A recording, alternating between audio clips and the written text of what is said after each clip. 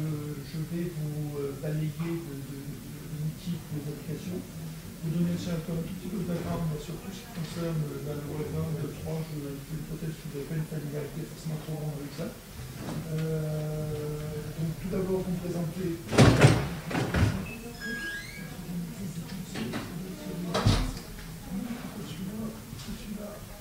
Donc rapidement pour me présenter, donc moi je fais de allez-y, venez, et plutôt par là, parce qu'il y a mon écran. Ouais. Donc, quelque chose dans ma vie, un background d'ingénieur de l'HEC. J'ai été pendant 2 ans dans les sous-marins nucléaires, dans un engin.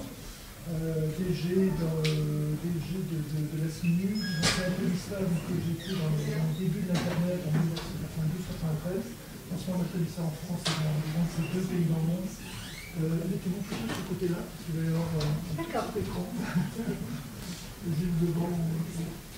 Donc, DG de la SMINU, DG dans le groupe Danone, tenter l'Everest, ça c'était en 2001. Voilà, de multiples activités. J'ai plongé dans la blockchain en 2015 parce que j'ai perçu parce que c'était le même shift et la même importance que toute la vague Internet en fait, qui datait qui avait commencé en 92-93. Et puis voilà, donc la blockchain, ça glissait vers les tokens, tokenisation NFT, Web3, DAO, enfin un peu tous les éléments. Donc je vais essayer de vous parler après. Dernier point, je fais du 3-8 actuellement. J'ai pris ma retraite cette année, donc j'ai 62 ans.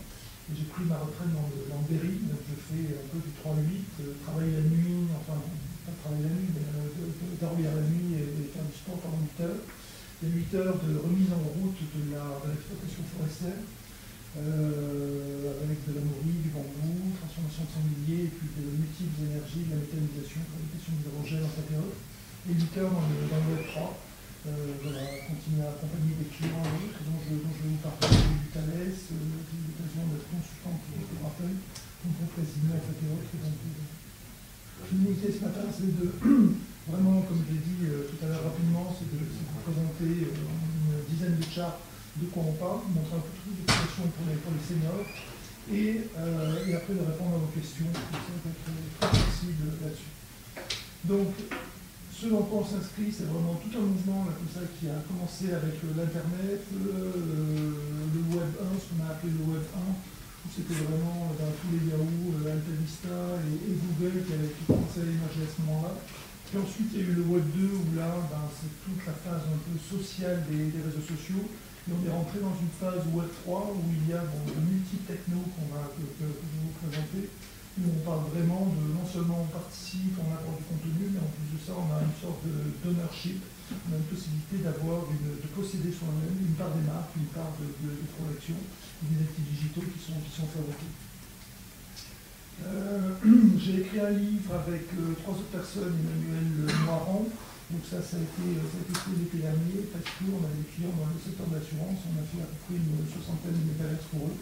Et là aussi, je vais revenir un peu sur ces éléments-là. J'ai créé avec Emmanuel l'association France Méta, qui regroupe 1300 professionnels en France. Alors la raison en est simple, c'est qu'initialement, il y a Mark Zuckerberg qui a dit le métaverse c'est ça, et le métaverse pour lui, c'était un peu le second life, une sorte de réanimation de second life, à savoir on prend un univers 3D, on met un casque et on prend un avatar. On s'est dit non, il y a de multiples autres manières de manifester, de fabriquer des métaverses. Ce qu'il faut garder en tête par rapport à toutes ces technos, c'est que ça va de plus en plus vite. Ça, là, vous avez la courbe d'adoption des technos sur un siècle aux États-Unis, et vous avez l'avion, l'électricité, un peu tous ces éléments-là. J'ai eu l'occasion d'être consultant pour Apple en 2009-2010, et c'était pour le lancement du smartphone. Le smartphone date il y a une dizaine d'années. Donc regardez la vitesse d'adoption, alors qu'il a fallu une 50aine d'années pour les avions, une quarantaine pour l'électricité. Tout ça est en train de s'accélérer, donc gardez en tête qu'on va vraiment de plus en plus vite. Et on n'a plus réellement de recul par rapport aux technologies qu'on prend. Je suis dans des commissions de réflexion, j'avais été sur l'IA, sur l'IA éthique, la data éthique, en fait et autres. On est en train d'essayer de réfléchir sur la métaverse éthique. C'est une catastrophe annoncée, enfin, parce qu'il y a multiples nations là-dessus, et ça va vraiment très très vite. Une courbe pour indiquer la vitesse d'adoption, c'est celle de la blockchain, je vous en ai parlé tout à l'heure, ça a commencé en 2009, le blockchain là pour le People, c'est le 3 janvier 2009, et en fait une très forte progression, donc on est passé par Ethereum qui a apporté certaines fonctionnalités par rapport à la plateforme blockchain qui en avait certaines. Ça a donné un peu toutes les blockchains que l'on connaît, une centaine actuellement, et bien sûr, depuis l'an dernier, sont arrivés les NFT. Et avec, on en parlait un tout petit peu avant, mais c'est surtout les NFT, donc vous avez probablement déjà entendu parler, très centré sur l'art. Moi j'ai essayé d'ouvrir il y a un an, et c'est comme ça que je suis venu au Metaverse assez rapidement, de dire un client est venu me voir, il m'a dit, c'était en octobre de l'année dernière, grande déclaration de Mark Zuckerberg, disant le Metaverse c'est ça, on se rebaptise Meta, et forcément c'était un coup de clairon assez fort comme ça qui a été envoyé. Et à l'époque, un client, un détaillant des vins de Bordeaux qui a une cinquantaine de millions de chiffre d'affaires, d'euros de chiffre d'affaires, est venu me voir et m'a dit je veux un métaverse. Et la réponse a été non, le métaverse ne va pas vous servir à grand chose, en revanche les NFT sont pertinents. À nouveau, c'est une très belle phrase qu'on apprend en psycho, une phrase de Maslow, c'est pour un marteau tout ressemble à un clou. Et quand vous allez rencontrer, si vous êtes des entreprises ou si vous rencontrez des personnes qui font du métaverse, pousser du métaverse, prenez systématiquement le recul et vous dire est-ce que j'ai bien besoin de ce métaverse-là? Est-ce que le métaverse est la bonne réponse? Il y a bien d'autres solutions comme ça techno. Là, en 2015-2017, tout le monde voulait faire de la blockchain. La blockchain, ça marche dans 5% des cas. Pareil pour les métaverses. Le métaverse tel que Zuckerberg le pense, c'est à peu près 5-10% des cas. Le reste, il faut faire d'autres types de métaverses ou d'autres types de réalité augmentée ou virtuelle. On va en parler après. Pour revenir au NFT, pour revenir au grand cru cassé, là, la démarche a été de dire on va vous proposer un NFT. Un NFT, c'est une sorte de jumeau numérique qui est illustré en fait ici. On a la bouteille physique, mais on peut rajouter, grâce au NFT et à l'enregistrement sur la blockchain, ce grand livre un peu universel, on peut rajouter un droit à de l'assurance, on peut rajouter du droit de garde. Donc votre bouteille n'est plus du tout obligée de bouger d'un endroit à un autre, en fait d'être livrée immédiatement. Elle peut rester dans le chai en fait, du château pour se bonifier en fait l'autre et vous ne la commandez que vous la faites livrer de 3, 4, 10 ans plus tard. Vous pouvez rajouter d'autres éléments. On a commencé à réfléchir là, avec les châteaux, château Marco, château Rothschild, je ne sais plus, mais de rajouter même d'autres, de faire du plurisensuel au travers des NFT, à savoir faire des enregistrements, décider à un moment, vous allez goûter du Pétrus 96, vous allez noter, vous allez voir qu'il y a des notes boisées, il y a un peu de cuir, il y a un peu tous ces éléments-là, et les notes forcément vont faire penser à de la musique. Donc vous pouvez associer une musique en fait directement au cru et dire, après tout, le concerto numéro 23 de Mozart est parfait pour cela, donc vous pouvez connecter comme ça ce. Autre élément, pour ceux qui sont familiers avec le business model, là, le business model, quand vous faites des NFT, vous pouvez toucher des royalties à chaque fois que c'est revendu, à chaque fois que ça circule. Là, le négociant, au bout d'un an, s'est aperçu qu'il faisait 2 fois plus de marge au travers des royalties qu'il n'en faisait au travers de la marge initiale qu'il vendait. Donc au lieu de 30%, il monte à 60 ou même 100% de marge, parce qu'il a touché 3%, on a réglé, quand on a fait les NFT, on a réglé à 3% les royalties. Voilà. Donc ça, c'est le genre de business model qui sont là. Le point ici, c'est attention, les métaverses, il y a d'autres solutions que cela, de la blockchain. Je travaille actuellement pour là aussi, la question était pour Claude Lelouch pour son prochain film. La question venait de dire on va faire un métaverse comme ça pour les films. Là, la réponse a été non, pour le financement, c'est beaucoup plus intéressant de faire les NFT du film et de transformer le spectateur en spectateur, parce qu'il y a des possibilités de faire ce qu'on appelle du VFX on set ou des effets spéciaux où on peut donner le droit à quelqu'un qui a acheté un NFT du film, donc une toute petite part du film, d'être acteur, de devenir figurant dans le film. Pendant 10 secondes, on peut caler, on est capable de faire ces éléments-là.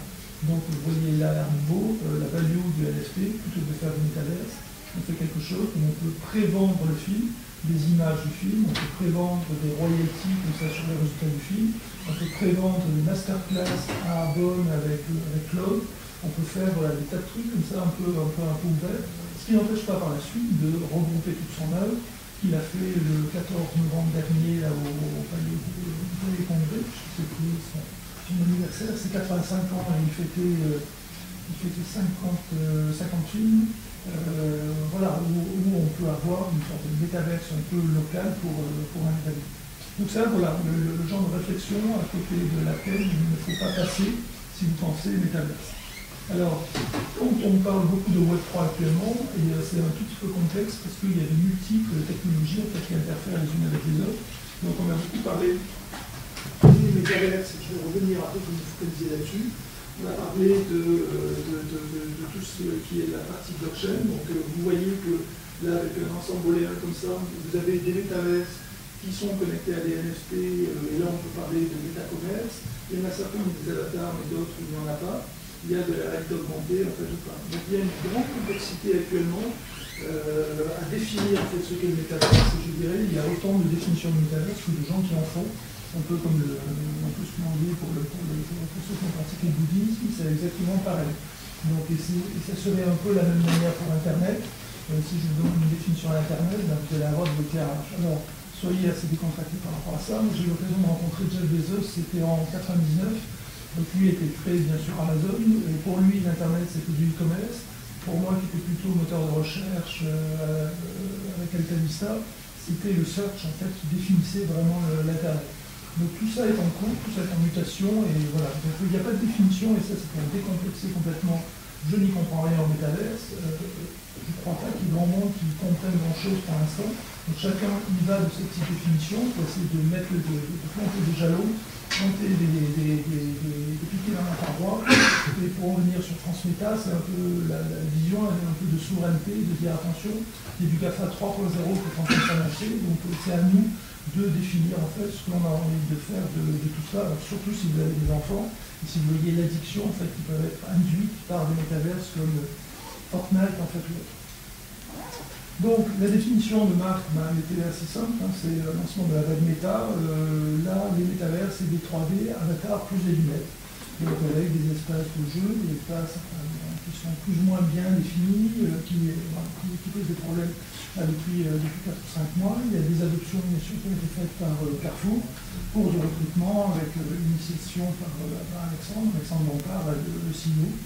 Voilà, donc ça a été un peu le point de départ. Donc nous, entre-temps, on a cherché d'autres solutions. Donc là, je vous présente un métaverse qui existe depuis 1 an et demi. Ça a été utilisé par le Cloud Computing Club. La solution est française, c'est l'open source. Et c'est une société qui s'appelle Work Adventure qui a mis ça en place. Et là, il y a eu 1500 métaverses qui ont été créés en l'espace d'une semaine et qui étaient interconnectés les uns avec les autres. L'idée est toute simple, c'est plutôt que d'avoir des métaverses avec des avatars, on a des mini-avatars un peu comme des Hasbro. Et Hasbro, dès que 2 avatars se rapprochent, à moins de 1 mètre dans ces espèces-là, vous avez des pop-up de visio en fait, qui arrivent. Il y a un multiple avantage, c'est que ça remet un peu l'humain au centre du village. Il se trouve qu'avec Zoom, on est quand même très familier avec ça. Il y a un troisième avantage pour des applications un peu plus militaires et de sécurité, de manière générale, c'est de vérifier l'identité de la personne. Pour éviter les hacks en fait, parce que là, il y a des énormes problèmes de cyber-hack, de cyberdéfense, comme ça, de ces univers-là qui vont venir. Je fais partie de la réserve nationale et de la gendarmerie nationale. J'étais hier après-midi avec eux, juste pour expliquer la manière dont on peut faire du fake, du hack, enfin, voilà, et avec de la pédocriminalité qui va se répandre à une vitesse grand V, comme ça, dans ces univers. Donc ça me donne une vision, vous voyez, un peu plus dynamique, qui n'est pas du tout celle de l'avatar où on voit l'autre personne et on est à 3-4 autour de la table, mais de dire qu'il peut y avoir du bouillonnement comme ça d'images, d'idées, d'échanges d'informations, et on peut faire des grandes salles de réunion, on peut faire des endroits où on va poser l'information, la partager en fait. J'ai une application, j'en ai fait un comme ça pour ma famille, et je retrouve ma mère qui doit avoir 84 ans actuellement, je la retrouve là comme ça, on se retrouve en visio. Et elle se balade et elle voit, il y a un endroit où on pose des photos, en fait. Donc ça c'est, pour vous illustrer, il y a un métaverse qui est un peu plus friendly, et qui ne passe pas par des lunettes en fait et autres, mais qui est une nouvelle manière de présenter la réalité ou de présenter les informations que l'on peut souhaiter. Alors quand on regarde les grands types de métaverse, en fait, les grandes utilités, j'ai essayé de les résumer au nombre de 4. Donc la première que j'ai pu vous montrer là, c'est un peu le partage d'informations qui peuvent être statiques. Donc là vous allez le retrouver par exemple dans des univers, je dirais très 3D, des magasins 3D un peu plus classiques. Il y a des aspects de travail collaboratif, où là vous allez pouvoir faire des réunions, il y a des rencontres. Je donne, je crois, un avenir absolument énorme pour les métaverses, le type Tinder, le club de rencontres en fait et autres. Puisque là, la grande difficulté, c'est de voir, c'est d'avoir un premier écran, un lieu de rencontre. Et là, je pense qu'il peut y avoir des échanges un tout petit peu plus forts. Et bien sûr, pour les organisations d'événements, pour les lancements de films, même pour des salons comme celui-ci, on peut très bien avoir dans le même temps ici, je ne sais pas, de 10 personnes qui pourraient suivre. Après, il y a toute une partie, bien sûr, gaming, comment dire, le gaming, le sport et les simulations immersives. Ça, c'est un véritable credo. Je travaille avec des chirurgiens pour des simulations avec des gants haptiques, donc là, de l'entraînement. Là, vous avez vraiment besoin d'un immersif profond. Ce n'est pas simplement l'immersif constaté, un peu comme au cinéma, mais vous avez vraiment là, ce besoin de simulation, de test et d'apprentissage de retour de pilotage. Par exemple, pour entraînement aux incendies, avoir de l'immersif.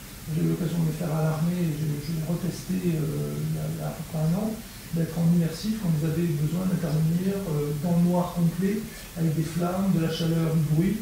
Vous êtes à 4 pattes et avec une bouteille comme ça d'oxygène. Ça, ce genre de truc-là, voilà, c'est inapprenable. Ou vous le faites en réel, mais c'est toujours un petit peu dangereux. Je l'ai fait avec un ami qui était tombé dans les pommes parce que ça monte vite à 70-80 degrés. Enfin, c'est très compliqué, mais au moins vous êtes préparé à cet environnement-là. Et le dernier point, c'est un peu la représentation. Ça, j'ai un véritable credo qui est sorti il y a à peu près 3 mois, qui est de se servir non pas du métaverse pour fuir dans une réalité, un peu comme pour du gaming, vers des paradis artificiels ou autres, mais de se servir du métaverse un peu comme un couteau suisse pour arriver à représenter de l'invisible. Et le meilleur exemple que je puisse vous donner, c'est celui-ci. Ça vient d'une exposition à laquelle j'avais assisté et qui était l'Odyssée sensorielle. C'était à la Grande Galerie c'était sous la Grande Galerie du Muséum d'Histoire Naturelle, où il y avait une visualisation de multiples choses. Il y avait de la glace, il y avait de l'iceberg, tout le monde écoutait avec l'odeur un peu métallique comme ça de la glace. Et à un moment, je tombais là-dessus, il se trouve que j'ai un client qui est un plus gros céréalier, coopérative française de céréales, de mâles, enfin, qui s'appelle Accéréal, et je leur ai dit, on va faire un métaverse du sous-sol. Donc on est en train de travailler là-dessus pour arriver en fait à faire une sorte d'immersion pour les agriculteurs.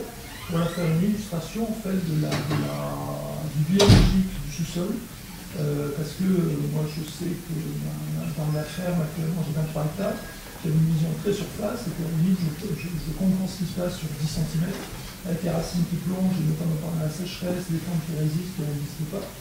Mais là, on plonge vraiment à 2 mètres de profondeur, et puis on regarde le travail des vers, on regarde le travail des tops, les hérissons, et surtout, de manière beaucoup plus fine, tout ce qui est xylophage, en fait, tous les éléments toutes les amides, tous les microbes en fait, qui détruisent les micro-organismes qui font la destruction et l'enrichissement progressif du sol. Donc là, il y a une manière, vous voyez, de faire de la 3D très immersive, de mettre du lourd, parce que le verre, enfin, le verre ou la top en train de poser son trou, c'est absolument passionnant. J'étais la semaine dernière à Angers. J'ai une anecdote assez amusante parce que j'étais sur scène avec je suis en train de présenter cette charte-là, et il y avait 200-300 personnes du monde de l'agriculture, des coopératives, des étudiants, patriotes. Et puis il y avait le patron de Noué qui était là, et qui à un moment est parti, mais alors, il avait un fou rire qui n'avait pas à arrêter. Et je lui demandais, bon, dites-moi, partagez votre fou rire avec tout le monde. En fait, il a trouvé une très belle expression qui était, il a appelé ça le métavers de terre. Ouais. Donc l'expression est un tout petit peu restée depuis, et c'est devenu une grande code comme ça au sein de l'entreprise pour poursuivre ce développement-là. Donc là, vous voyez cette représentation comme ça de l'invisible, on n'y pense pas quand on le fait du métaverse. On se dit, tiens, il y a une fuite, on part du réel et on crée ou un jumeau numérique ou alors quelque chose d'un peu plus virtuel et on fuit dedans, Fortnite étant le Roblox ou Minecraft étant les meilleurs exemples, mais on peut se servir de cet outil pour représenter de l'invisible. Par exemple, j'ai une intervention demain au centre de doctrine de l'armée, dans l'état-major, où là on peut faire des représentations un peu comme une chauve-souris qui est en train d'envoyer des échos radars auxquels nous on n'a pas accès, alors que la chauve-souris est en train de faire ses échos à 30 000, 35 000 Hz. Nous, on peut faire une représentation Wi-Fi ou une représentation des ondes qui sont là, par exemple, sur une zone de combat ou même dans un bâtiment comme celui-ci. Voilà. Donc il y a des accès comme ça, des représentations on pourrait appeler ça en data mining de la data viz, mais ça va plus loin que la data viz, puisque là on arrive à mieux à comprendre toutes les multiples dimensions qui nous entourent. En parlant de dimensions ici, là vous avez encore une vision 3D, maintenant imaginez la 4D avec ça. C'est-à-dire la 4D, vous allez vous déplacer dans le temps. Donc il y a la possibilité à un moment de donner l'éducation à un agriculteur, à un élève d'une école, enfin ou autre, à dire ben, voilà, votre sol a été bitumé, parce que c'est à peu près ce qu'on a fait pendant 20 ans, on n'arrêtant pas de rajouter des minéraux et des engrais, des fertilisants, enfin, tous ces éléments-là. Le sol sur 40 cm, franchement c'est n'importe quoi, il n'y a plus aucune vie ni rien. Donc c'est de partir de cet état-là, mais puis de montrer comme ça, année après année, ou même mois après mois, d'avoir une sorte de film très très pédagogique comme ça. Donc on est en train de travailler là-dessus pour faire cette modélisation et arriver à montrer. Cinquième dimension, on peut très bien rajouter du zoom avant, zoom arrière. Donc là on rentre dans un domaine qui est la réalité mixte, on dit la réalité augmentée. Donc là aussi, vous allez être dans un métavers où vous allez faire du zoom in, zoom out pour aller comprendre comment la bactérie fonctionne et même voilà, tous ces éléments-là pour comprendre, faire des zooms sur la partie. Donc bien sûr, il y a des applications. Alors là, on va passer un peu plus dans le concret, comme ça, pour les seniors. Il y a des applications dans lesquelles je crois beaucoup. Là, j'ai eu l'occasion de pratiquer pour du gaming. Ça vous fait vraiment bouger. Ça donne, il y a un côté motivation en patriote pour les gens qui sont un peu statiques. Alors là, le nombre de jeux qui sont inventés. On peut copier des jeux actuels. C'est du Viking, c'est de la boxe, c'est tous ces éléments-là. Mais il y a des jeux où il y a des boules de feu qui peuvent être envoyées, en fait, tout ça. Il y a vraiment toute une univers très très créatif dans laquelle je crois beaucoup. Les fonctions pour les personnes âgées, pour être un peu plus liées, je dirais, au salon, j'en ai listé grosso modo 5 de tout ce que j'ai pu voir. Donc là, moi, de ce point de vue-là, je n'ai absolument rien à vendre. C'est plus un observatoire que je fais au travers de France Méta et des 1300 adhérents en fait, que l'on a dans l'association. Le premier, c'est le voyage en très immersif sans se déplacer. Donc ça, on a connu assez bien ce truc-là. Je dirais que c'est assez bien couvert par tout ce qui est réalité virtuelle et les lunettes. Et ça, on l'a connu un essor très très fort avec le confinement, où bien sûr, il fallait amener comme ça les personnes à pouvoir sortir. Il y a un autre point, c'est d'appartenir à des nouvelles communautés, des communautés bridge. Moi, je sais que ma mère, j'ai essayé, et ça commence à prendre pour jouer au Scrabble. Elle avait tendance à faire du Scrabble sur son petit portable. À un moment, j'avais regardé les statistiques, et j'ai une très belle statistique aux États-Unis qui disait qu'être isolé, c'est l'équivalent de fumer 15 cigarettes par jour, pour montrer un peu la rapidité comme ça de propagation en fait, et le danger réel à laisser les personnes isolées. Et que là, il y a ces créations d'une nouvelle communauté, que ça peut être assez opérationnel.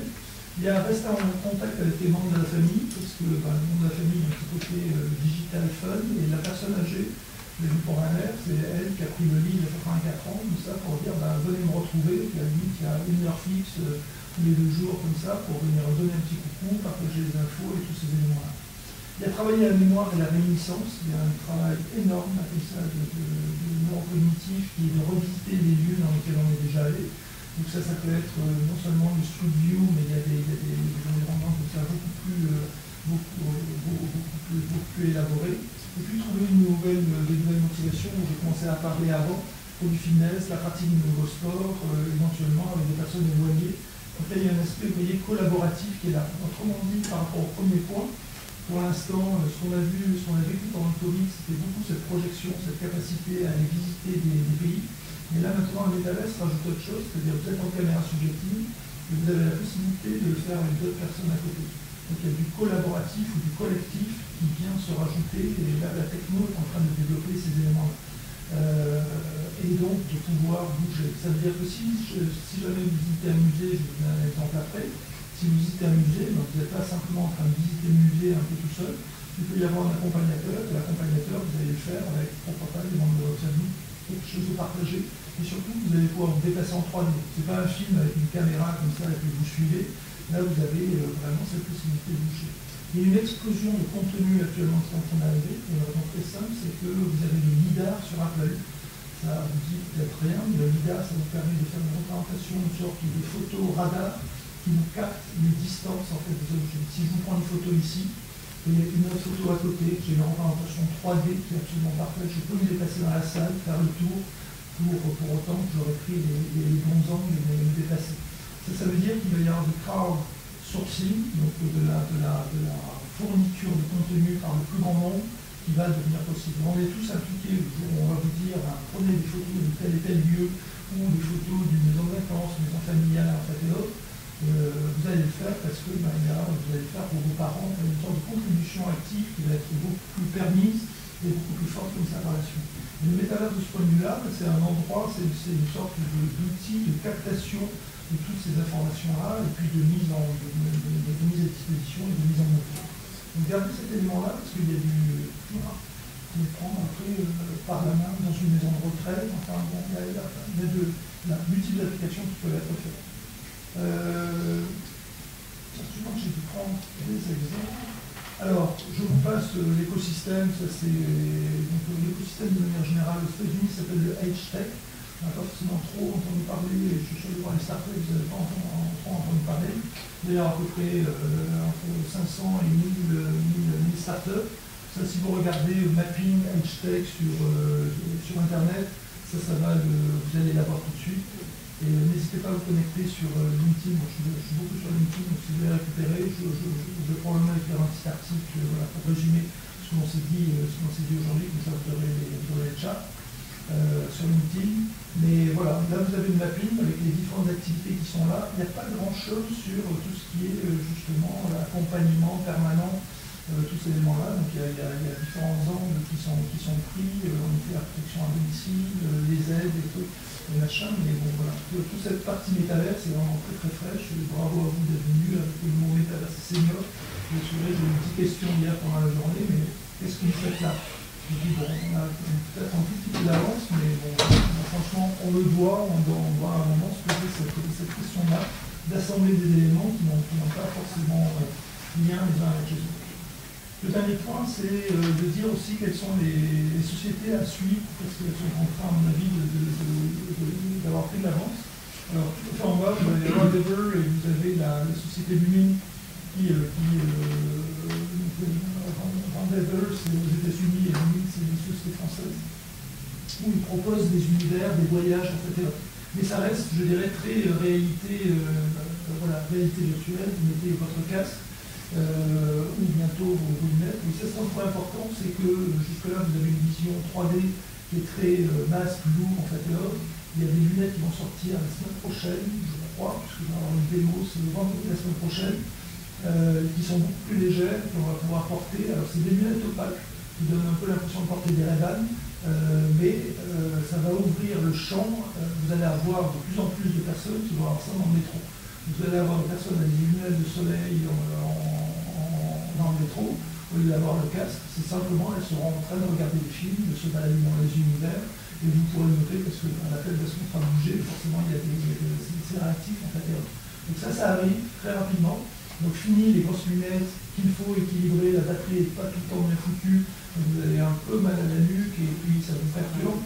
Là vous allez rester avec un écran qui va être devant et qui vous laisse connecter. Donc le retour à la réalité ne demande pas les 5-10 minutes quand vous avez fait une heure d'immersif, vous avez besoin il y a des salles de décompression prévues et vous avez toujours besoin d'une dizaine de minutes comme ça pour revenir.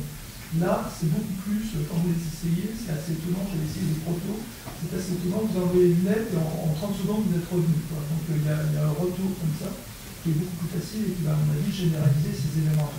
Et c'est le prix de ces lunettes, parce que l'Oculus, vous avez vu les prix, ça va de 1500, alors on trouve du 400-500 euros, et puis ça monte à 1800 euros. Là, on est plus dans la zone de 250 à 350 euros, ça va descendre. Pardon ? Ça vient des États-Unis. Et ça, pour l'instant, ça vient des États-Unis. Il y a je suis en train de regarder pour l'achat, justement pour la fabrication, pour la captation, il y a des Ray-Ban qui viennent de sortir, elles doivent être à 240 euros, Black Friday, elles doivent être à 160 euros, où il y a du 5, c'est du 5K en termes de pixels qui est capté juste avec des lunettes. Donc vous portez des Ray-Ban et vous faites des séquences, il y a 4 gigas embarqués, donc vous pouvez faire à peu près 1 minute, 500 photos comme ça, et avec l'autonomie directement avec les Ray-Ban. Donc non seulement pour la captation, ça va être beaucoup plus simple et relativement anonyme, et pareil pour la restitution, vous avez cette possibilité-là. Donc des quelque chose de beaucoup plus large. Donc moi, je suis en train de travailler avec... Je voulais juste poser une question justement. Est-ce que l'opérabilité, est-ce que c'est un écosystème, enfin c'est ouvert, ou est-ce que ça sera, elles vont avec un univers spécifique?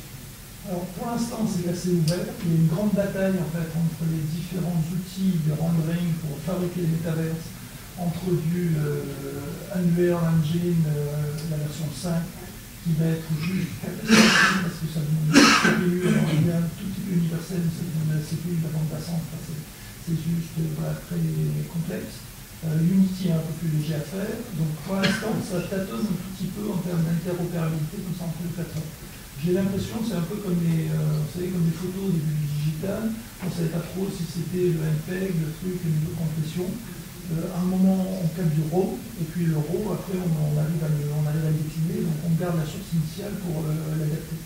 Pour l'instant, ça se tâtonne, et je ne suis pas rentré dans le détail, mais je suis en train de me dire, tiens, voilà, quel va être les usages, et quelle va être la manière d'orienter la perception du métaverse pour pas louper des trucs, pour les seniors, louper des trucs, moi, comme je vous l'ai expliqué, pour le sous-sol. Voilà, on fait pour d'autres applications pour l'assurance, il y a de la captation pour les sinistres, arriver à capter par exemple le sinistre, prendre des photos.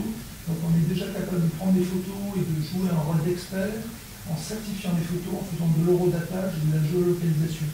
Ça vous évite à l'expert, vous voyez, en temps réel, de passer après. Imaginez si vous le faites, si vous fabriquez un métavers d'un sinistre, ça y est, vous avez figé une scène de crime avec toutes les informations, entre guillemets, pour faire voilà, l'analyse complète. Donc je me dis, tiens, il y a des applications comme ça sympathiques.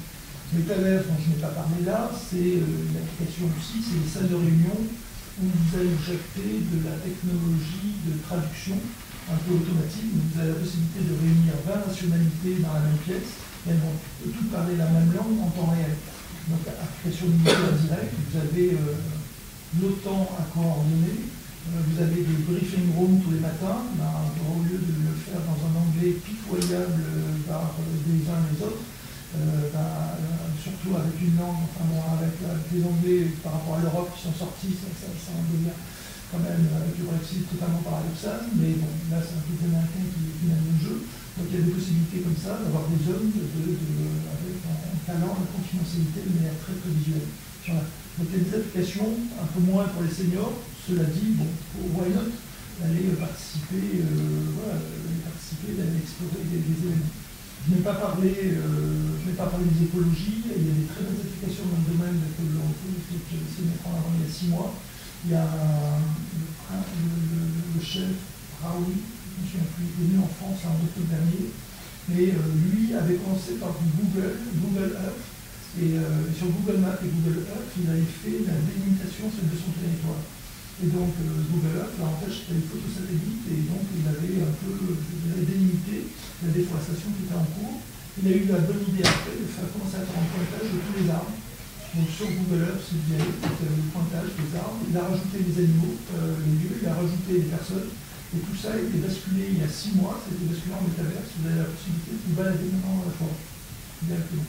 Donc à un moment, ça devient un outil, on pourra parler des conséquences écologiques des métaverses, des nouvelles technologies, si vous voulez après. Mais vous voyez, dans la manière d'utiliser les métaverses, ça peut être un outil comme ça, très militant, à la manière de défendre un territoire, de le représenter virtuellement pour le rendre... pour le figer pour tout le monde et le rendre accessible en plus à tout le monde. Donc ça aussi, ça peut être pour les seniors, de manière de découvrir l'Amazonie, de manière complètement autre.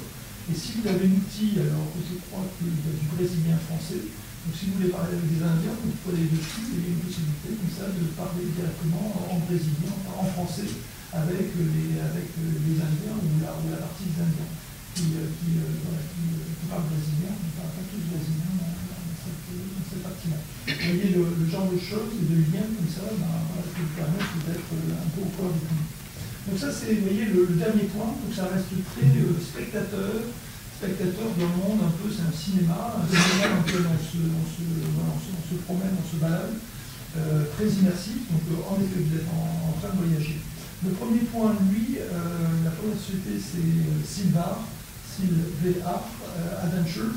Là c'est beaucoup plus collectif, c'est-à-dire ils sont allés les plein pied, donc c'est plus simplement des spectateurs, mais on est spectateur actif, on peut se balader, on peut s'arrêter, on peut interagir. Donc il y a eu un enregistrement comme ça 3D qui a été fait, qui permet de se déplacer, et surtout de le faire en collectif. Donc, et vous n'êtes pas avec un avatar, vous voyez l'avatar de votre personne, et vous êtes en réalité subjective.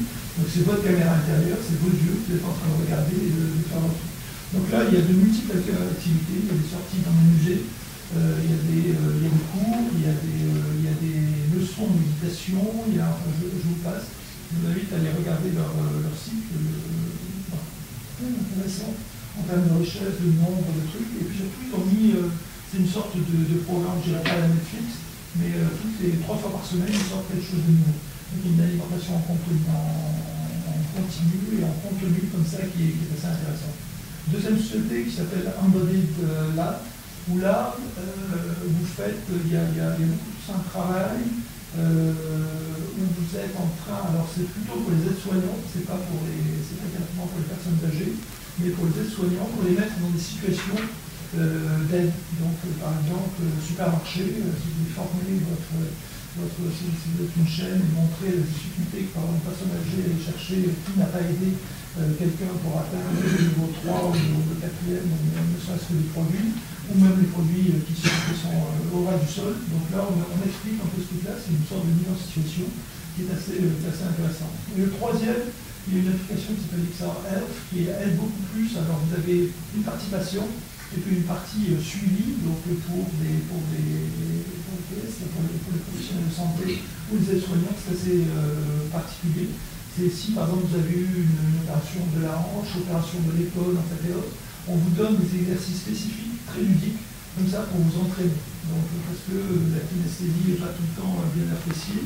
Pareil, on discute avec une orthophoniste, je crois qu'il y a des applications pour l'orthophonie, et surtout, donc, vous pouvez regarder vous-même en tant que patient, regarder un peu l'évolution de vos scores, une sorte de gaming avec vous-même, mais en plus de ça, le personnel soignant a accès à ces informations-là pour voir les courbes, voir s'il y a besoin de changer d'exercice, il y a un effet de lassitude, 7-8 séances, on se lasse, donc on change de jeu, on change. Donc là, il y a du shooting, il y a du sabre samouraï, il y a un peu tous ces éléments-là dans l'exemple qui est donné, enfin, qui est en démo comme ça sur le site. Est-ce que j'avais autre chose? Je ne crois pas. Voilà ce que je voulais partager avec vous, voyez, tant sur la technique, sur la définition, sur les applications, sur l'utilisation. Gardez en tête que c'est vraiment neuf, plonger dans chacune des techniques, parce qu'il y a tout ça qui est en train un peu de se combiner. Je ne vais pas parler de quantique, je ne vais pas parler d'IA, mais voilà, tout ça est un peu en train de se mélanger, qu'il faut arriver à le combiner pour se dire et si, il y a aucune certitude là. Il y a beaucoup de sociétés qui sont là-dedans avec des moyens absolument colossaux. Bon, il suffit de regarder, Facebook avec le changement en méta, ils ont mis 14 milliards. Pour l'instant, il y a 200 000 personnes sur la plateforme. Donc, stratégiquement, ils n'avaient pas trop le choix, parce qu'ils perdent à peu près, je ne sais plus trop, 20 ou 30% de gens qui ont entre 15 et 25 ans qui viennent sur Facebook et que donc, en revanche, tout le monde part sur TikTok, part sur Epic Games, qui ont fait réel pour contrer sur la partie TikTok, mais Metaverse répondait aussi à cette volonté-là. Mais si vous avez déjà joué à Epic Games, à Fortnite, vous pouvez voir la différence en termes de qualité, du côté addictif qui a particulièrement été bien travaillé en neurocognitif, qui est juste remarquable sur Epic Games. Vous êtes accro en 2 fois 10 minutes, ça y est, vous êtes accro. Donc voilà, donc il y a des tas de choses auxquelles Facebook, en fait, Facebook ne sait pas faire, c'est pas leur métier. Voilà. Est-ce que vous avez des questions, des remarques, des besoins d'approfondissement? Je suis à votre discours pour le reste, c'est pas du choix 10 heures. Excusez-moi, est-ce que ça a été testé sur des seniors? Est-ce que vous savez comment vous êtes arrivés, comment ils sont arrivés à tester sur les seniors tous ces produits-là? Ils l'ont testé aux États-Unis, donc il y a une logique très psychologie behavioriste aux États-Unis, où on regarde la poutre, qu'on n'a pas tout le temps en France, où on parle d'un protocole un tout petit peu complexe et autres. Et si vous regardez, vous savez ces éléments-là. Moi, par exemple, c'est aux États-Unis que j'avais trouvé, dans ma ferme, je vais prévoir un camp un peu spécialisé pour les retraités. Et j'avais noté, il y avait une cohorte qui avait été faite aux États-Unis, elle était plus petite, c'était Esteban de mémoire il y a 4-5 ans. Il y avait 40 000 personnes qui avaient été suivies, et où on voyait qu'une personne qui faisait 1 heure d'activité par jour, avec 1 heure, au bout d'1 an, gagnait entre 5 à 8 ans d'espérance de vie sans complications médicales. Juste avec 1 heure par jour. Autrement dit, quand vous faites 1 heure de sport, vous voyez, pour donner un chiffre, 1 heure de sport, ça donne à peu près 24 heures de vie supplémentaire sans complications médicales. Donc ça, moi, je vais probablement le développer à la ferme, avec des éducations spécialisées, avec du monitoring d'activité, parce que là aussi, on peut faire ça. Vous faites l'activité, vous rajoutez la socialisation, le rôle de donner du sens à la personne en vendant des pâtés de sanglier, des morilles, enfin ou autre. Et puis éventuellement des cours, enfin on est en train de réfléchir sur d'autres choses. Donc, vous savez, enfin voilà, vous avez gagné la partie du cœur. Moi, ça participe d'un credo sur, il va y avoir des maisons de campagne dans les fermes, et pas simplement à la campagne. Donc là, il y a ce besoin, enfin, bon, voilà, j'y crois. Et là, en revanche, pour tous ces trucs-là, c'est très neuf, c'est arrivé pendant le Covid. Je pense que pendant le Covid, ça a bien marché. Je ne connais pas les résultats. Mais c'est plutôt la littérature américaine, vous allez trouver, par exemple, c'est aux US que j'ai trouvé l'histoire des 15 cigarettes. Vous isolez une personne âgée, 70 ans, c'est comme, voilà, vous avez le choix entre l'isoler ou lui donner 15 cigarettes par jour, c'est pareil. Et là, vous dites, waouh, c'est fort. Et il y a un truc, c'est que je l'ai fait tester, j'ai testé sur ma mère, je le pose un peu comme cobaye, réalité immersive, à un rendement. Le cas de Noël, ça risque d'être, je suis en train d'essayer de trouver une solution française pour l'alimenter comme ça, parce qu'il y a une vraie demande de trucs. Elle a voyagé pendant toute sa vie, dégénérescence nerveuse, chaise roulante actuellement. Bon, il y a besoin, enfin, c'est le truc. Vous l'avez testé avec le casque Je l'ai testé avec le casque, mais trop lourd. Et j'avais pas à l'époque, je ne savais pas qu'on faisait des casques avec des batteries à l'arrière pour arriver à rééquilibre. Mais elle était désorientée quand même. Elle est sortie de là, elle était assise, problème de trou, mais bon, c'est parti. Je voyais les yeux partir, enfin c'était assez étonnant. Donc elle continue un peu à tourner la tête, à chercher, enfin bon, donc là je me suis dit, oula, je vais avoir des limites comme ça un peu à respecter. C'est pour ça que j'attends beaucoup les lunettes et j'ai pas choisi que les lunettes pour c'est trop lourd les casques. Pardon ? C'est trop lourd les casques. C'est trop lourd et puis ça ferme trop. Vous voyez, c'est en effet l'immersif, donc c'est bien si vous êtes centrale, je sais pas, on vous met dans une centrale nucléaire et puis vous devez prendre les bons gestes comme ça pour le truc et vous avez le bruit et tout le truc. Vous êtes dans un incendie, vous êtes dans l'immersif, enfin bon. Donc l'immersif a des effets comme ça, neurocognitifs, une accélération de réelle immersion qui sont presque trop forts pour les personnes âgées. Donc les mettre en revanche en connexion et puis les laisser quand même en contact avec la réalité, ça calme le truc, ça n'empêche pas comme ça un peu de l'immersion, mais ça va en un dosage un tout petit peu plus faible pour cette immersion.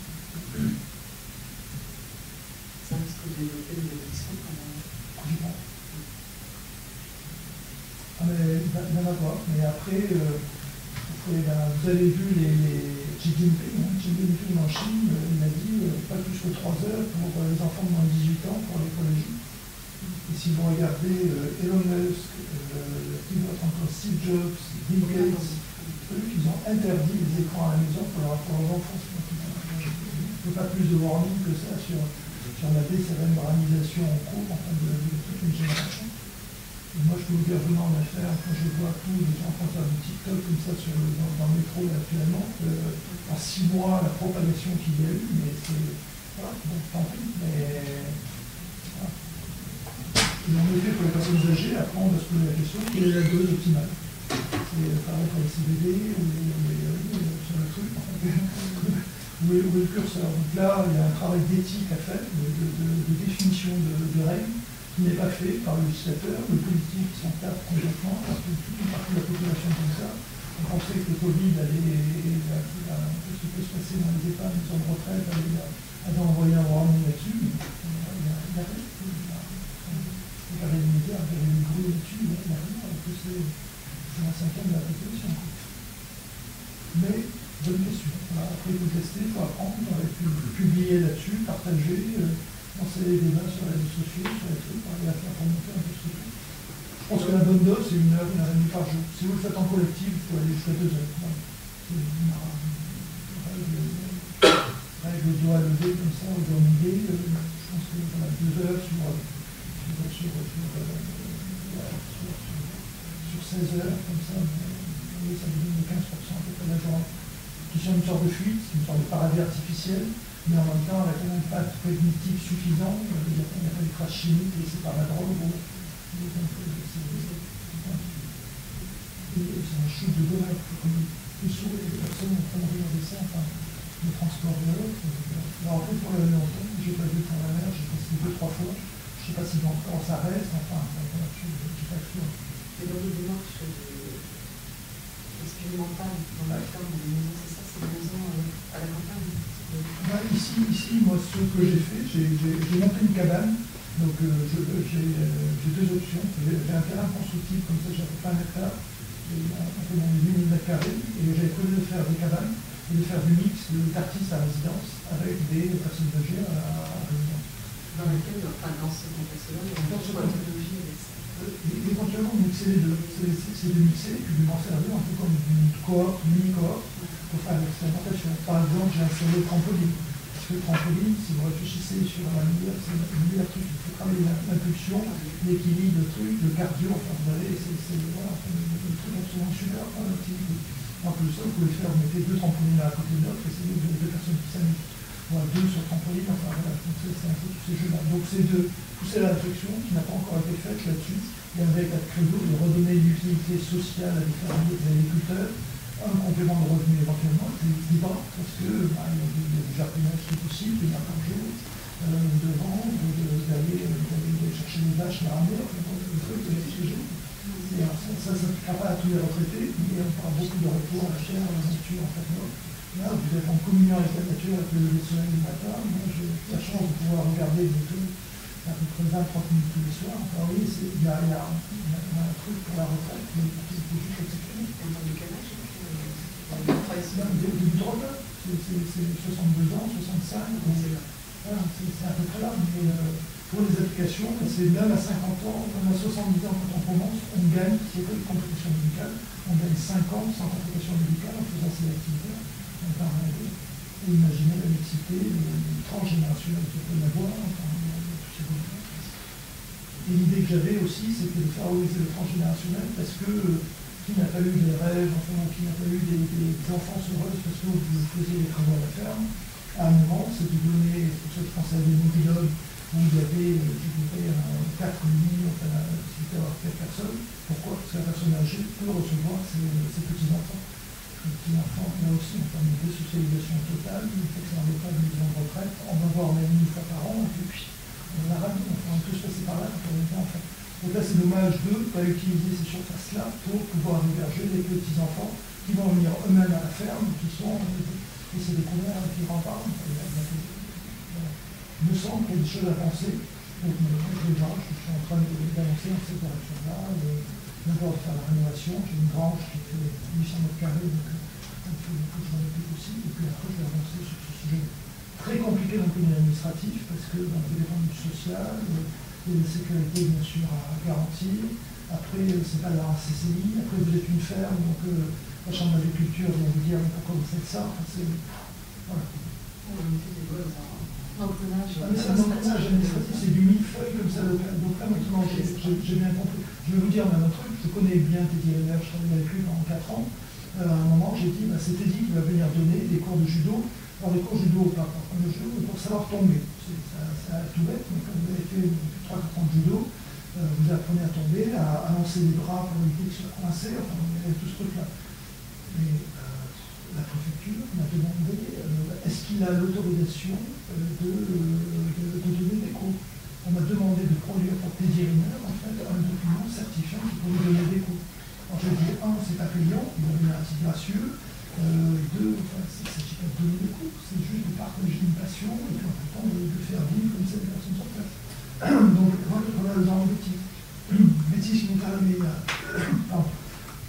il y a 4 mois, c'est la transformation du sanglier. On m'a sorti un truc, alors que j'ai les autorisations sanitaires de la préfecture de tout truc, on m'a sorti un document européen qui dit c'est un animal à poil, il n'a pas été, puisque c'est un animal qui est tué de chasse, Nous en avons tué 1 million par an, on ne sait pas quoi en faire, donc on les réenterre, on les met sous terre actuellement. Donc là, pour le transformer, il y a tout un process à suivre, mais comme il n'a pas été élevé à la ferme et qu'il a des poils, il faut un vétérinaire à temps plein sur place. Donc moi, j'avais prévu de faire un test avec 1 sanglier par jour, parce que 5 sangliers en fonction de la taille du laboratoire qui avait prévu. J'ai arrêté, parce que la business model, il faut qu'il y en ait. Alors que j'ai l'impression de juste, par bienveillance, au sens vraiment latin, bénévolence, de vouloir le bien, voilà, vous êtes barré par des gens qui ne comprennent pas les enjeux et puis qui appliquent juste les informations, qui ne voient pas le Titanic en train de partir en termes de dérèglement climatique, qui leur parler de scission sociale, de trucs et d'autres, enfin, des besoins de refaire du bien, truc, ils n'ont rien à faire. C'est juste être long. Donc, dans ce cas-là, vous oubliez d'avancer. Je suis en train d'installer une éolienne, je n'ai pas demandé l'avis, simplement je la prévois des montagnes. J'ai fait une cabane sur pilotis de 18 mètres carrés, montée avec mes enfants, et je voudrais en faire 5 ou 6 comme ça pour permettre à la personne aussi de vivre l'expérience cabane, mais en même temps pour revenir sur les vidéos, sur les d'après. Là aussi, pareil, j'ai architecte de bâtiments de France, pour 500 mètres de là, avec des ruines, on me dit, non, ça c'est pas la bonne couleur, dans le blanc, c'est pas visible. Donc chacun exerce son petit précaré, ça c'est un peu dommage. Ça n'empêche pas d'avancer, mais il faut apprendre de base. Sinon j'ai une question sur l'État, etc. Dans votre activité, est-ce que vous avez vu des groupes en France de l'étranger justement sur les seniors qui s'y intéressent? Pas du tout. C'est vraiment le tout début, c'est de l'Internet, le métavers, c'est dans...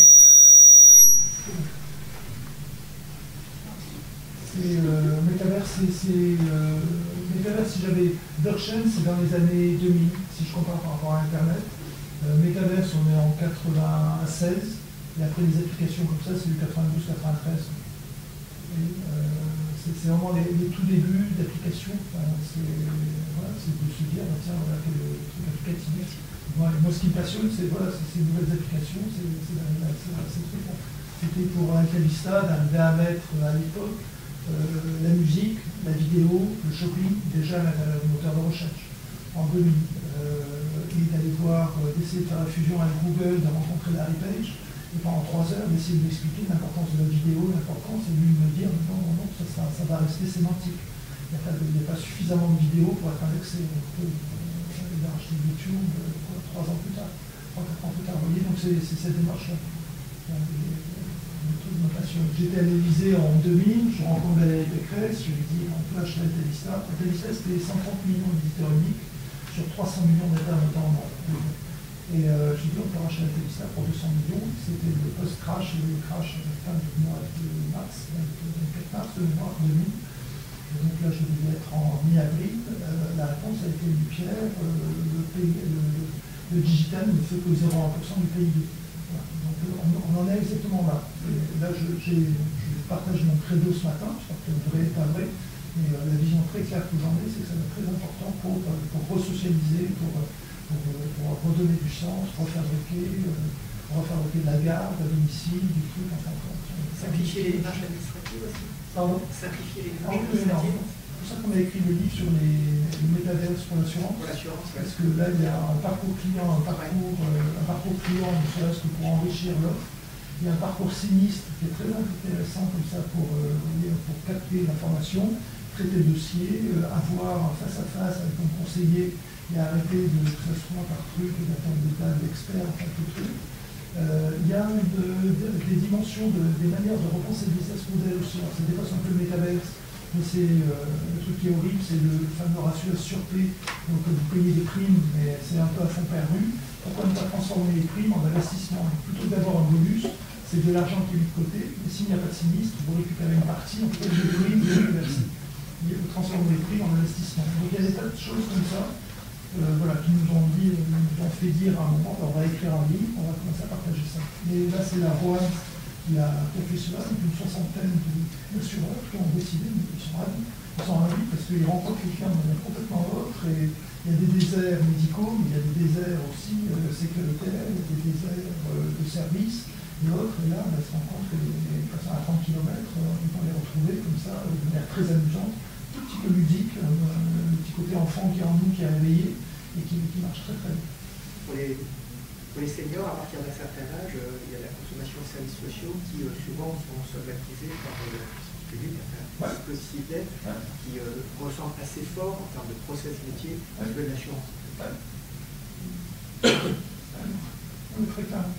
Je ne vous ai pas parlé des avatars. Avatar aussi, ça va être une voie comme ça très intéressante à intégrer. Déjà comme une société qui s'appelle Top 3 et qui, si je prends une de vos photos, on a la possibilité, avec 30 secondes de son, de fabriquer en fait, un avatar vivant, avec une synchronisation labiale, en fait, de toute la... Donc c'est pas pour faire une fake news, c'est simplement pour donner vie comme ça. Donc là aussi, il y a des possibilités, on peut rajouter du conversationnel derrière, 40, 50 questions, rajouter l'IA par la suite, et au travers de cette société, moi j'ai trouvé la réalisation d'un rêve que j'avais depuis une trentaine d'années.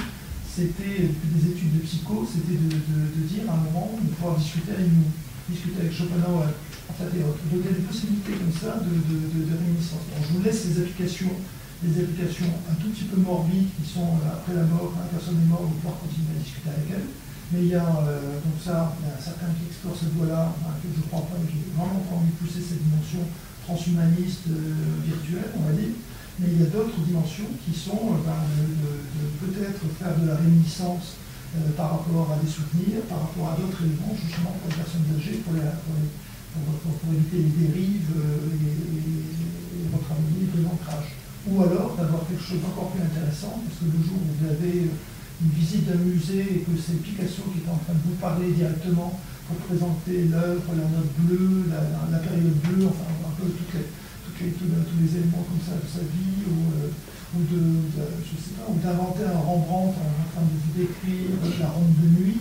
Bon, voilà, imaginez un peu l'impact que ça peut avoir, c'est quand même autre chose que d'avoir simplement une présentation qui est faite par un guide du Magic Museum, en fait, vous voyez. Donc il y a des manières de penser comme ça des futurs très chatoyants, je dirais, intéressants et pas forcément addictifs.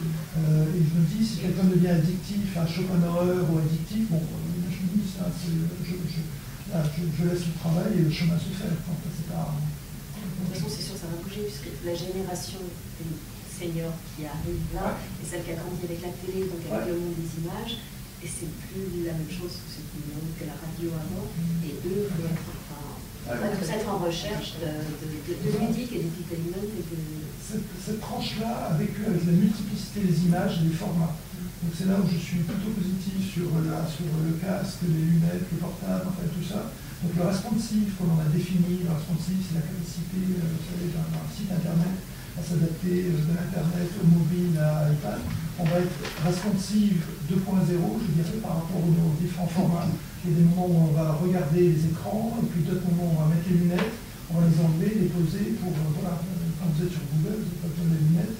Bon, cela dit, j'ai une proposition à l'État qui a été retoquée, parce qu'ils ont dit, mais non, ça ne sert à rien. C'est de dire, il faut penser le Google 3.0, on dit, celui qui va permettre de trouver des avatars, trouver les meilleurs films 3D, trouver tous ces trucs-là. Pour l'instant, il n'y a rien. Pareil pour rechercher une personne dans les métaverses, parce que les métaverses, comme je vous l'ai expliqué, il y en a peut-être une dizaine, une centaine pour l'instant, mais on a été capable d'en créer 1500 à l'espace d'une semaine. Et la réponse que j'ai faite à Emmanuel Macron quand il disait bon, on va faire un métaverse européen, j'ai dit non, on va faire 400 millions de métaverses, c'est-à-dire c'est un peu l'équivalent de WordPress, quand WordPress était en 1997, juste avant ça coûtait 30-40 000 francs à l'époque pour faire un site internet. Rappelez-vous les sites institutionnels qui remplaçaient les fameuses plaquettes plus anciennes d'entre vous. Tout ça a été balayé par WordPress. Là, on va être exactement dans le méta-presse, je ne sais pas comment il va s'appeler, mais qui va venir remplacer une sorte de métaverse de service qui lui va propager et donner la capacité à chacun d'entre nous de choisir le format, le fond d'écran, le rendu, la CPU, le machin, et de paramétrer comme ça son métaverse. Ce jour-là, en effet, ça y est, ça va partir, ça va décoter le chemin. Alors, surtout que là maintenant, on a une manière, comme je vous l'ai expliqué tout à l'heure, de fabriquer du contenu, d'apporter là-dedans, de déverser un peu tout son truc, de faire un peu plus utile, surtout pour les seniors. Dans le début de présentation, vous n'avez pas parlé du risque ou de quelque chose de mentionné que le métaverse pouvait conduire à... Le métaverse, si on ne fait pas attention, il est un petit orthogonal à l'écologie, il est orthogonal par rapport à la criminalité, enfin tous ces trucs-là. Il y a des dérives. Alors, pour vous rassurer, moi j'étais au début d'Internet, je faisais le nettoyage à la main de Alta Vista quand on a fait, par exemple, en France, il y avait 15 millions de pages. Sur 15 millions de pages, il y avait à peu près 5 millions de porno. Donc il y a ces dimensions-là. Aux États-Unis, il y a encore 5 ans, le soir, il y avait 90% de la bande passante qui était consommée par le porno. Donc il y a des dérives, voilà. Donc ça, à un moment, il faut caler, il faut créer des conditions d'immersion et autres, parce que là, c'est plus simplement les images, on est complètement immergé dedans. Donc voilà, il y a des choses à choisir. Forcément, tout ce qui est criminalité, mafia, en fait, c'est jeté dessus, parce que on peut récupérer des NFT, on peut récupérer des tas d'actifs, c'est assez facile à faire des vols. Et alors après, il y a le gros astéroïde qu'on est en train de se prendre sur la tête avec le dérèglement climatique. Il faut se poser aussi là des bonnes questions, de dire attention de ne pas faire tout et n'importe quoi. Là actuellement, si vous faites du métaverse sur avec Meta, vous allez être, il vous faut du 40 mégas, vous allez avoir une CPU qui est complètement saturée, il faut fermer toutes les autres applications. Voilà, il y a un impact qui est non négligeable. Pareil quand on fait de la blockchain, il ne faut pas faire tout et n'importe quoi. Si vous faites juste du Bitcoin, franchement, une transaction de Bitcoin, ça va être à peu près un peu moins d'un mégawattheure. Ethereum a bien divisé par 100, mais on reste quand même à la zone d'une centaine de wattheures chaque fois qu'on fait une transaction. Il ne s'agit pas de faire tout et n'importe quoi, le jour où on mélange le NFT avec des tarifs. Voilà. Mais ça, voilà, il faut juste être le maître. Si vous travaillez avec un prestataire ou si vous y réfléchissez, d'être capable de l'injecter dans le cahier des charges. Le NFT, c'est quoi exactement par le métaverse dont vous parliez tout à l'heure? Alors, le NFT, c'est l'actif numérique, vous savez, pour la bouteille, c'est une sorte de jumeau numérique que vous allez faire, et c'est un actif numérique qui est enregistré sur la blockchain. C'est-à-dire que vous allez faire des transactions de pair à pair, par exemple, dans cette salle. Si j'ai le droit de la bouteille, je peux le faire avec vous directement, sans passer par un notaire, un huissier ou quoi que ce soit. Donc c'est un actif digital qui est fabriqué et qui encapsule comme ça un droit, une valeur, une certification. Voilà. Et ça dans un métaverse. Les métaverses ont fait Flores, donc il y a eu 2 fois l'évolution des métaverses depuis un an. Il y a eu celle de Zuckerberg où on descend, et c'est une société comme celle-là qui l'a fait. Et puis il y en a d'autres qui ont vendu de l'espace des mètres carrés immobiliers virtuels. Donc là on a Sandbox, on a Decentraland, on a Upland, voilà, il y en a une centaine comme ça, qui ont vendu pour 40 milliards de surface. Parce que chaque surface était un NFT, c'était un token qui était validé par la blockchain. Donc vous pouvez faire de l'immobilier virtuel sans avoir de notaire qui est la puissance de l'État. Donc vous êtes affranchi de la dimension centralisée de l'État, vous travaillez sur la confiance distribuée qui est permise par la blockchain, qui est le fondement de la blockchain. Et donc là, voilà, vous faites du NFT. Donc vous pouvez faire du NFT. Moi, je suis en train d'en faire pour des morilles, par exemple. Les morilles me permettent, je prends des photos des morilles, donc là, par exemple, je l'ai planté il y a 10 jours. Il y a le mycélium qui est en train de sortir, on appelle ça une déflagration, donc c'est en train de se propager à la surface. Donc je prends des photos jusqu'à la récolte, et le jour où j'ai fait la récolte, je collecte toutes les photos comme ça qui ont été géolocalisées, horodatées, et je peux les encapsuler dans un QR code qui va accompagner le paquet. Et là, j'ai fait une sorte d'appellation d'origine certifiée, mais non pas de l'appellation d'origine contrôlée. Donc ça, je l'ai fait pour le Népal. Le Népal a 10 000 producteurs de thé. Et pour l'instant, le thé était pris, on le mettait dans le thé indien.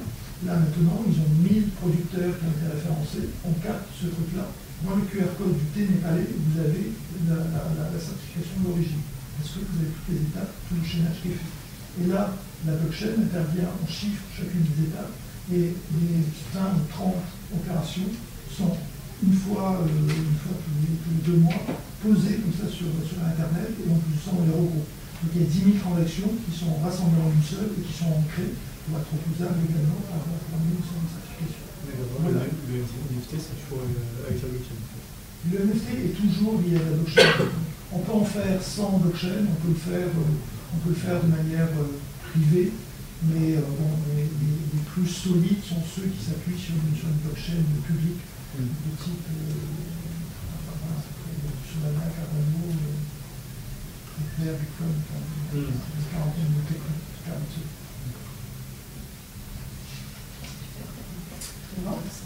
à votre question.